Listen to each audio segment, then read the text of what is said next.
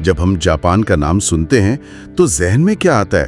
صفائی ستھرائی، ٹیکنالوجی، وقت کی پابندی اور ایک عجیب سی پرسکون خوبصورتی۔ جی بالکل، ایک منظم ملک کا تصور ہے۔ ہاں، لیکن آج کل نا وہیں سے ایک بالکل مختلف آواز آ رہی ہے۔ وہ کہہ رہے ہیں بھائی سیاح بہت زیادہ ہو گئے ہیں۔ صحیح، یہ اوور ٹورزم کا مسئلہ ہے، یعنی ضرورت سے زیادہ سیاحت۔ تو آج ہم اسی پہ بات کریں گے۔ سہیل بلخی کے مضمون کی روشنی میں ذرا گہرائی میں جا کے سمجھیں گے کہ یہ صورتحال بنی کیسے اور جاپان اس سے آپ کہہ لیں کیسے نمٹ رہا ہے۔ اور یہ صورتحال ہے بھی بڑی دلچسپ۔ مطلب ایک ملک جو اتنا زیادہ پسند کیا جاتا ہے وہ اپنی ہی مقبولیت کے بوجھ تلے دب رہا ہے۔ کتنا بڑا ہے یہ مسئلہ؟ مطلب اعداد و شمار کچھ ہے؟ اندازہ لگائیں، سالانہ 3.5 کروڑ سے زیادہ سیاح آ رہے ہیں۔ 3.5 کروڑ؟ جی، جبکہ جاپان کی اپنی آبادی صرف 12.25 کروڑ کے قریب ہے، تو یہ بہت بڑی تعداد ہے۔ واقعی بہت بڑی تعداد ہے۔ اچھا، تو یہ اچانک اتنا اضافہ کیوں ہوا؟ کیا وجوہات ہیں اس کی؟ دیکھیں، کئی چیزیں ایک ساتھ ہو گئیں۔ ایک تو کووڈ کی پابندیاں جیسے ہی ہٹیں، وہ لوگ جو کئی سال سے انتظار میں تھے وہ ایک دم سے امٹ پڑے۔ اچھا۔ پھر دوسری بڑی وجہ جاپانی ین کی قدر میں تاریخی گراوٹ آئی ہے۔ او ہاں، یہ تو سنا تھا۔ جی، مطلب 2020 میں جو ڈالر تقریباً 110 ین کا تھا وہ اب 160 ین تک پہنچ گیا ہے۔ یعنی سفر کرنا کتنا 30-40% سستا ہو گیا؟ بالکل، 30 سے 40% تک سستا۔ تو جو 7 سے 10 دن کا ٹرپ پہلے شاید مہنگا لگتا تھا، اب ممکن ہے وہ 2 سے $2,500 فی کس میں ہو رہا ہو۔ اور یقیناً آج کل کے دور میں سوشل میڈیا، ٹک ٹاک، انسٹاگرام، ان کا بھی تو بڑا ہاتھ ہوگا نا؟ بہت زیادہ۔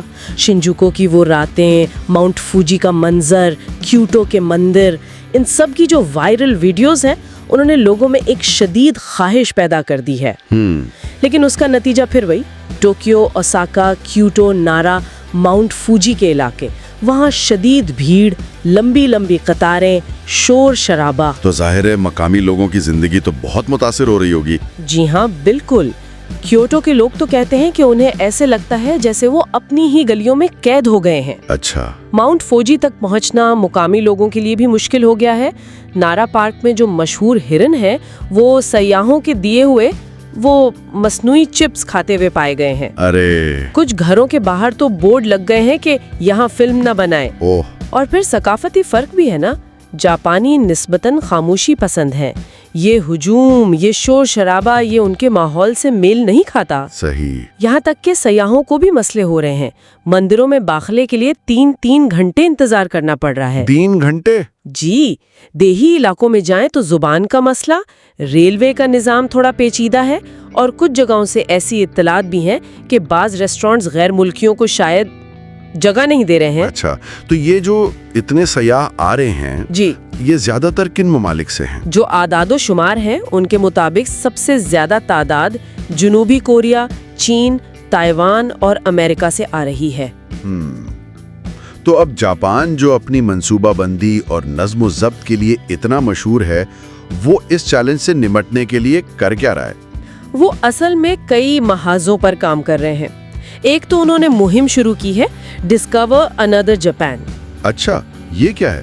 اس کا مقصد یہ ہے کہ سیاحوں کو صرف مشہور جگہوں تک محدود نہ رکھا جائے، بلکہ انہیں کم معروف لیکن خوبصورت علاقوں کی طرف بھیجا جائے جہاں رش کم ہو۔ تو اس کا کچھ اثر ہو رہا ہے؟ جی، اطلاعات ہے کہ تقریباً 7% سے زیادہ سیاح اب ان غیر معروف علاقوں کا رخ بھی کر رہے ہیں۔ چلے، یہ تو اچھا ہے۔ پھر ٹیکنالوجی کا استعمال کر رہے ہیں۔ ایسی ایپس ہیں جو بتاتی ہیں کہ کس علاقے میں کتنا رش ہے۔ ٹھیک۔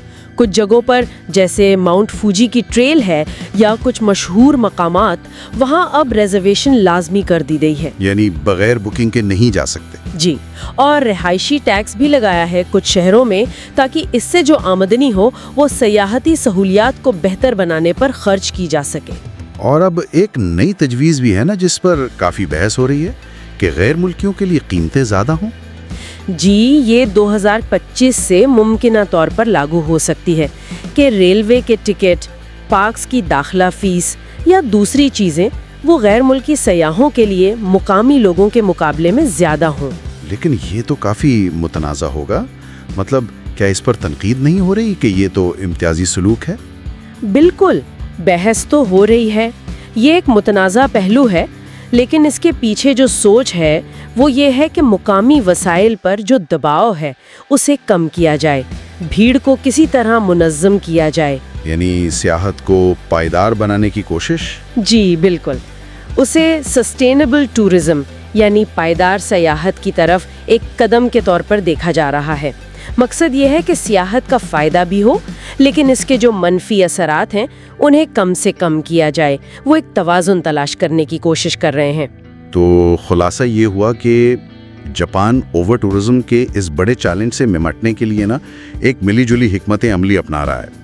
سیاحوں کو نئے علاقوں میں بھیجنا، ٹیکنالوجی کا استعمال، ٹیکس اور پابندیاں، اور شاید مستقبل میں قیمتوں میں فرق بھی۔ جی، یہ ایک پیچیدہ مسئلہ ہے اور اس کا کوئی ایک آسان حل نہیں ہے۔ صحیح۔ اور اصل بات یہ سمجھنے کی ہے کہ سیاحت خود بری چیز نہیں ہے، یہ لوگوں کو، معیشتوں کو جوڑتی ہے، لیکن ضروری یہ ہے کہ یہ ذمہ داری سے ہو، احترام کے ساتھ ہو اور مقامی ثقافت اور ماحول کا خیال رکھا جائے۔ تو جاپان کی یہ کوششیں، چاہے ان میں کچھ متنازع بھی ہوں، یہ دنیا کی دوسری مقبول منزلوں کے لیے ایک اہم سبق ہے کہ اپنی بڑھتی ہوئی مقبولیت کو کیسے سنبھالنا ہے۔ بالکل۔ اور جاتے جاتے ایک سوال شاید سننے والوں کے لیے چھوڑ جاتے ہیں کہ کیا دنیا کے دوسرے ممالک جو سیاحوں میں بہت مقبول ہیں، وہ جاپان کے ان اقدامات سے یعنی بحران کی شدت تک پہنچنے سے پہلے کچھ سیکھ سکتے ہیں؟ جی، اور یہ بھی کہ اگر مستقبل میں یہ غیر ملکیوں کے لیے مختلف قیمتوں والی پالیسی عام ہو گئی تو پائیدار سیاحت کی جو ہماری سمجھ ہے وہ کیسے بدلے گی؟